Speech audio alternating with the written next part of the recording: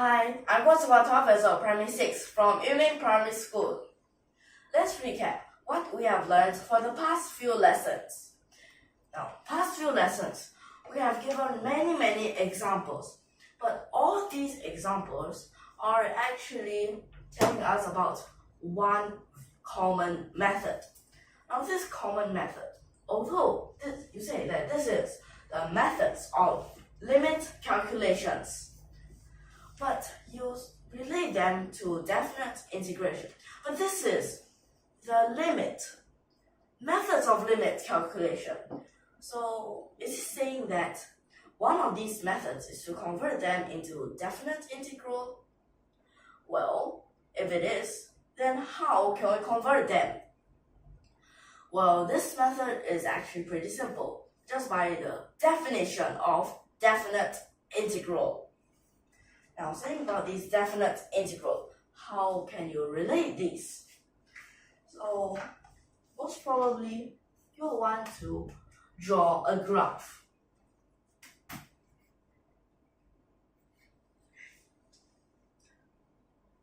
So, for example, here, x and y-axis. Now, for these, you might want to say, well, there is this graph. Well, we don't know what it looks like because we are not given what its exact function is. And then from here, let's say, for example, here is point A. Then we mark some of them. And then we say this is A, and all the way here is a B.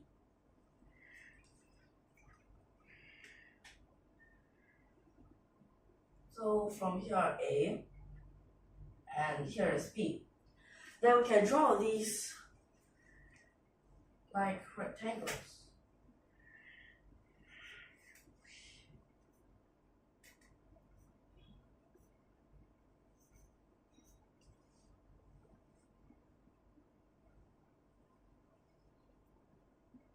Wait a second.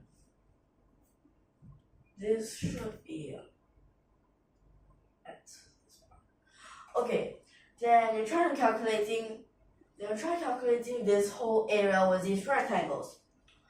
Now, to calculate this area, of course, rectangles base times height. Let's first find what its height is. Now, but you might think, no, maybe I want to find this base. Okay, so either ways, let's find it. Now, this part, when you try to find this area with all these rectangles, we can say, because for different ways of cutting it, we have different number of pieces. So we just say, what if we have n number of pieces? And now with n pieces, we find its base. So the area that we want is actually here. But if we use these rectangles, it will become, so the base for each of them, because this, we just let these base, each and every one of them, be the same. So this is what its base will appear like. Then we have to find its height. Now to find its height, we have to know at which position is its x. So of course this is A plus, then A plus. So we can say that at this part is still a 0. Then here, one of this base. Then up until the next is number 2. Because you have 2 of this base, then you have to add, and 3 and 4. So what can you use to represent these numbers? Well, you can use the letters that represent whole numbers, or you can say as integers. So you can say, for example, I and then times this base. Well, right now it's alright, but this is actually just like one of them, right? This is just one of them. But you say, what if this? Okay, wait. What if we don't say about this first? So if you add all these rectangles up and then you try to find, but then you'll realize there are some parts that are actually extra. Now what do I mean by this extra? Like this part, unnecessary, but then you added it in. And all these parts, they're actually not supposed to be added inside, but in this you added them inside. Now, how to deal with this problem?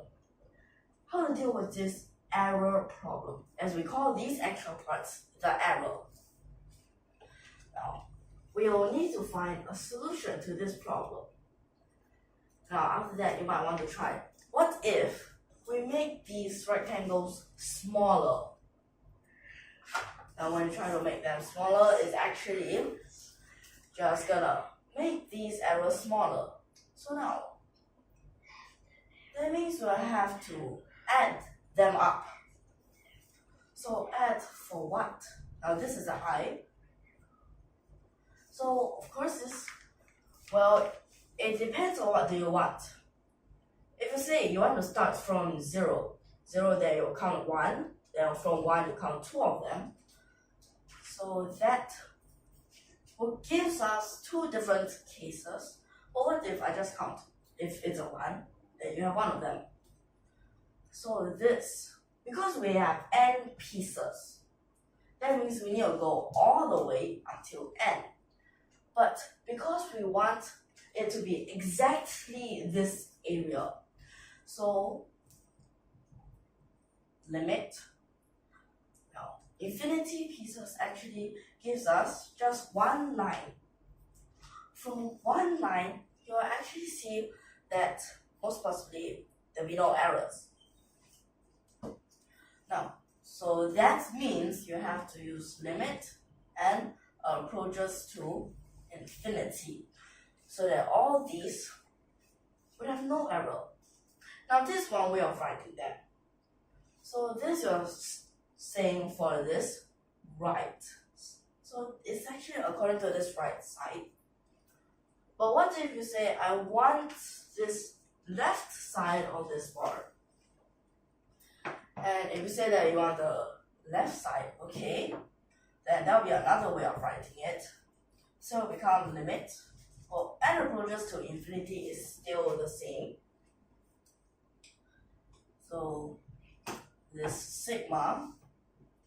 Now you can see that you still use the same alphabet, but you can change it if you want. Now this will have to be starting from a 0.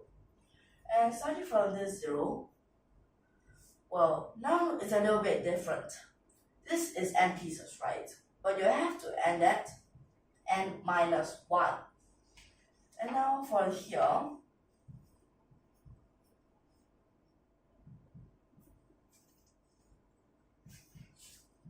still like this.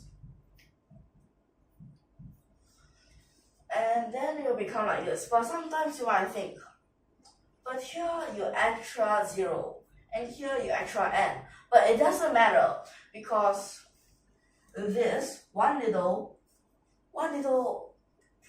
almost a line, one of these, this area is almost 0. And if you really suck this n inside, it's actually a 0.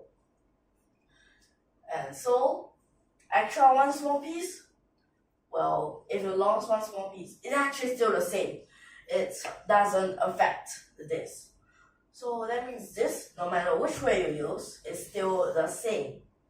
And these two, it is, when they are together, it is actually, it becomes integration. Now, integrate from where to where? From A to B. then what kind of function is this? Now, when we look at this aside, you'll realize, well, it's actually just the position of this x, so we can write it as x. And that means this will become fx. And then at this part at the back, you'll realize, is this base along this x? So since this have infinity pieces, that means this base, it approaches to 0. And when this base approaches to 0, you can just write it as a dx, as it is like infinitesimal. So now you have this thing. So this is how, from all those previous examples, we get limit sigma, and then we straight away change it into this definite integral. So for these, we can try more of these examples. Okay. And now, right now here we have another example.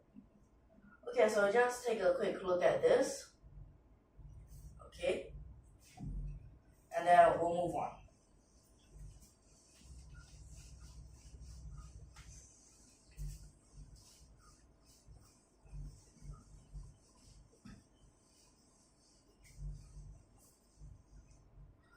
So for this example shown here, it says it is limit n approaches to infinity.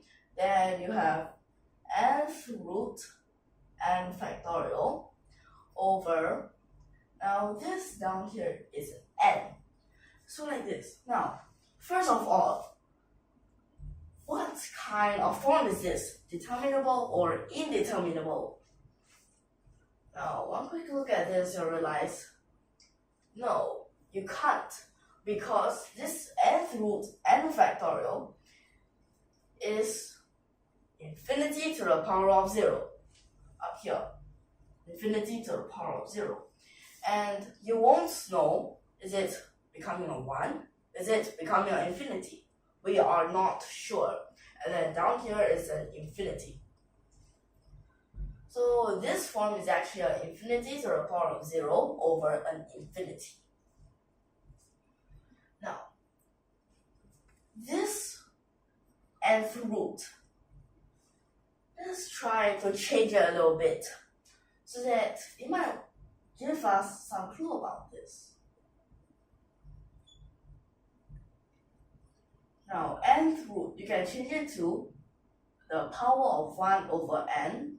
Here is over n. Now this actually gives us a little bit more clue.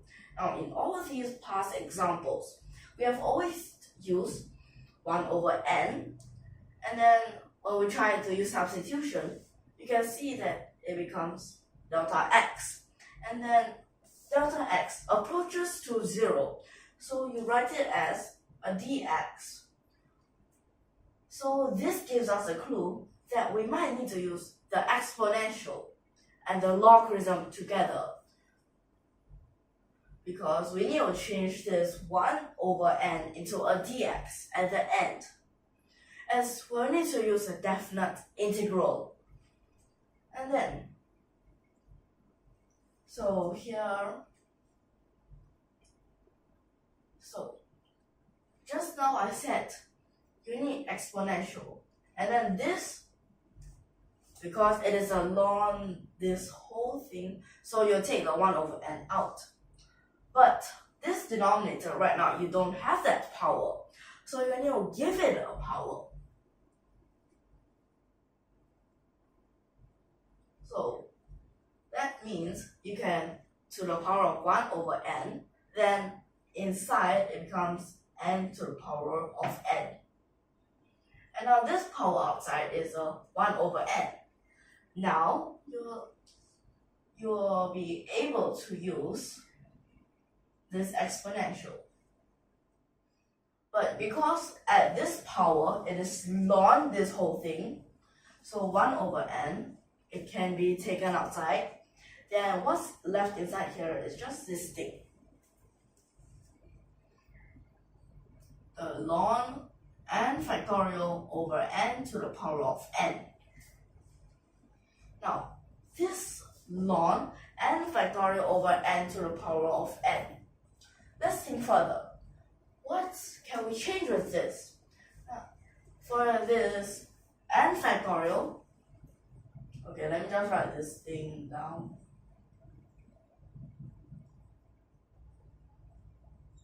N factorial, you can change it into 1 times 2 times 3 times all the way until n. And then you think of what can we change with this? So this ln times inside this ln is actually plus. And then divide, well, I don't think you need to change that.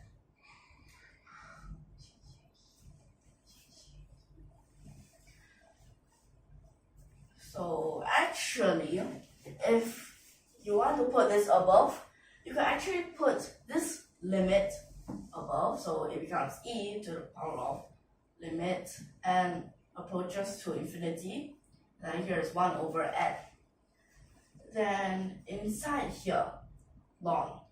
So at the same time, when you separate them, because there's perfectly n numbers over here, so you can give one of these n to each of them. So then it will become ln 1 over n. So times become a plus ln 2 over n plus ln 3 over n plus all the way until ln n over n. So what can you see from this pattern? Okay, so I can erase this first. So from this pattern, e to the power of limit n approaches to infinity. Now this 1 over n, okay, then sigma. So what's different is that it's inside here. It's just changing 1, 2, 3 all the way until n. So we can let this number be a m. So it starts from 1 and it ends at n. So this is ln m over n. Then this would be equal to, so at this power, we can change it into definite integral, and it will become e to the power of, now when we change it, we have to be aware of this m over n. So we have to let something. We have to let m over n be equal to xn. And let's check whether delta x is right. So this delta x would be xn plus 1 minus xn. And then this is 1 over n. And so this range for x, like we just sub this in, will be from 0 to 1. And now you found this range, and this is also alright, so this would change into a dx. So you have to integrate 0 to 1 ln x dx. Ln x dx. You can't just integrate right now. So let's revise. And let's think, what kind of methods have we used before to solve this type of definite integral? Let's think about that. So one very obvious method that you'll think of is integral by parts. So integral by parts, we'll just take this as u dv. So ln x is a u, x is a v. Outside here, uv, x ln x. Then start from 0 to 1. Then minus v du. So integrate from 0 to 1, x d ln x. And then for this part, still e to the power. So 1 sub inside, 1 times 0. Okay, that's a 0. 0, put it inside. Well, it's a 0 times negative infinity. So, we'll have to check what is this. So, using another limit, now this time it's x approaches to 0, x ln x. Okay, just write it as 0 times infinity, like this. So, let's check. Now, one thing that you have to be aware of, now there's an x, so it is actually like continuous. And when you think of continuous, you might want to put this as a fraction.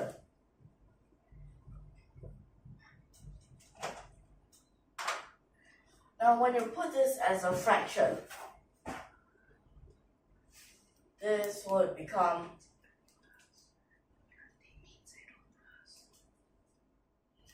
okay, so we'll just put this as a 0 plus. In case when it becomes a minus, this long, we still haven't learned it yet. So this would be an infinity over infinity. Okay? And then, the method that we have learned before is to use the L'Hopital's rule.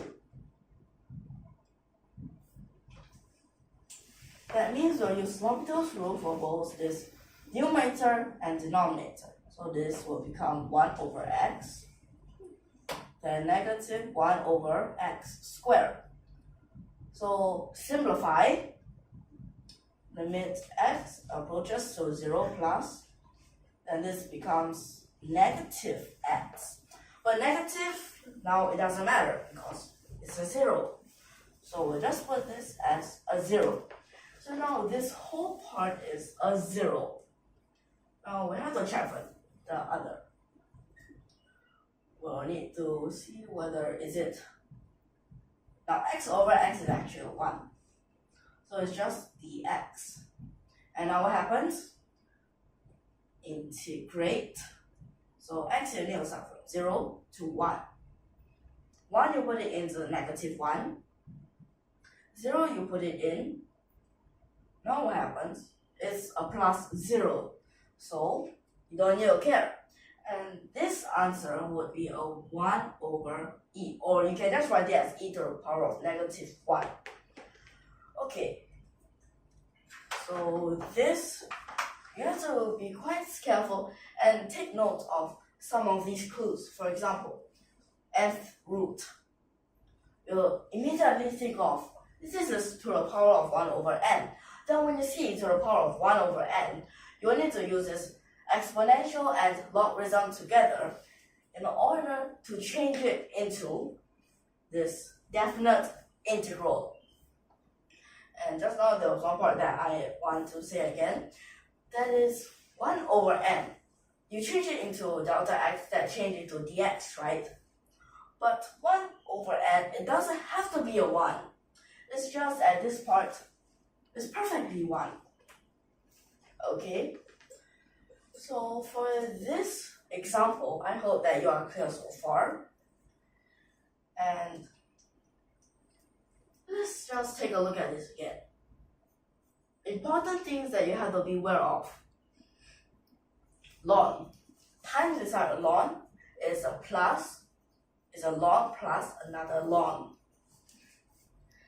And then you have to take note of when you see it's all plus together. Okay, so for this lesson, well, there's actually nothing else I need to say. So take note of all methods. Be careful. So for this lesson, I'll end it here. So we'll see you in the next lesson. Is it alright? Okay, so if you like our videos, don't forget to subscribe to our channel and thank you for your watching.